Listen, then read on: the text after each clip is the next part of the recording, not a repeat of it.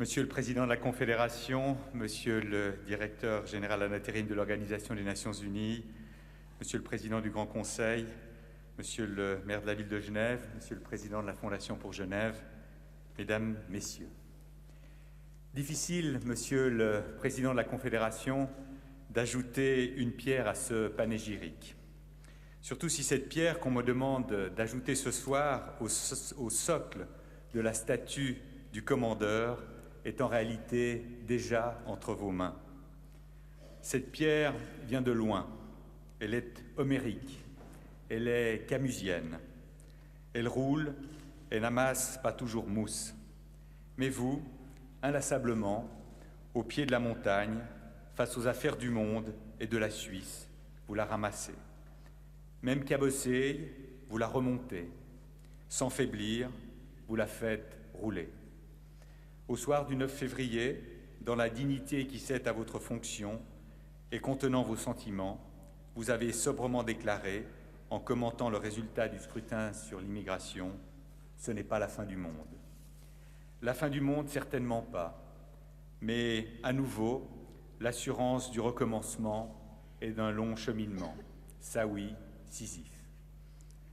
Monsieur le Président de la Confédération, Albert Camus ne vous a pas connu, tant pis pour lui, mais il a décrit la patience tenace qui vous caractérise. Je vois cet homme redescendre d'un pas lourd mais égal vers le tourment dont il ne connaîtra pas la fin.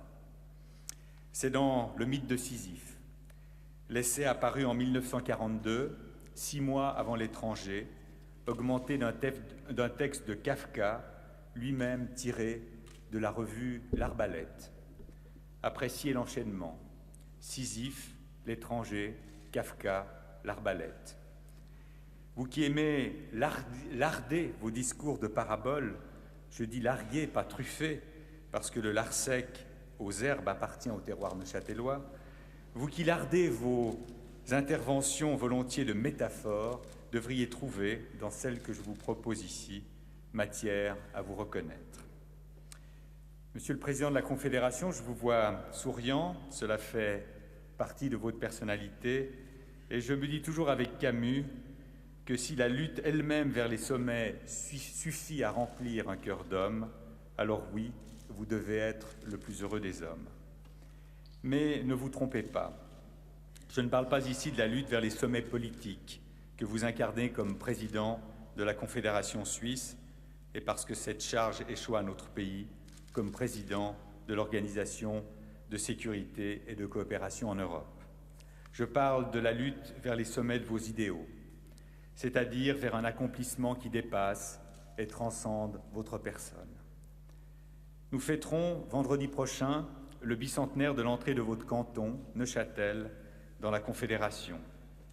De la défunte Prusse, vous avez gardé quelques séquelles, celles du sens du devoir et de l'identification à l'État, s'en regardant comme les premiers serviteurs. À l'arrogance, à la brutalité, vous préférez la bienveillance. La politesse même, non de ce qu'elle a de plus conventionnel, mais de plus noble, celle de faciliter les rapports sociaux en permettant à ceux qui en usent d'avoir des échanges respectueux et équilibrés. Rien de tout cela n'est fin, car vous avez toujours été ainsi. Et je puis en témoigner personnellement, moi qui ai le privilège de vous connaître depuis 30 ans, à la faveur de fonctions ou de combats communs. Je sais que cela forge un regard sur les autres, un regard d'ouverture au sens propre. Récemment, un grand journal roman titrait « Didier Burkhalter, un président qui prend le peuple au sérieux ». Cela décrit une forme d'élégance. Cependant que le peuple tient de moins en moins ses édiles en estime, vous, président de la Confédération, ne lui en tenez pas rigueur. Nourri du flegme et du sens du devoir qui sont les vôtres, cette attitude vous confère une stature parfaitement suisse. Mouvement et proximité, grandeur et humilité. Un jour, dîner protocolaire et le lendemain, Schubling. Un jour, palais officiel et le jour suivant, ferme de montagne. Un jour, gyrophare à Moscou et le lendemain, balade à Neuchâtel. Monsieur le Président de la Confédération, cher Didier, c'est cela qui frappe. Vous êtes à l'aise partout, roman mais suisse-allemand, discret mais attentif, placide mais agile, réservé mais offensif. Aujourd'hui, ministre des Affaires étrangères et président du gouvernement suisse, vous veillez à cette Suisse internationale par Genève, vous employez souvent cette formule, qui donne à votre action un sens si particulier. Nous vous en sommes tous ici reconnaissants. Il faut imaginer Sisyphe heureux, concluait Camus. C'est cette abnégation, cet engagement que la Fondation pour Genève honore en vous remettant son prix. Le Conseil d'État de la République et canton de Genève se réjouit de ce choix.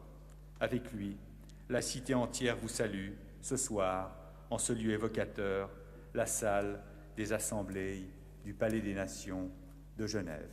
Bonne soirée à vous.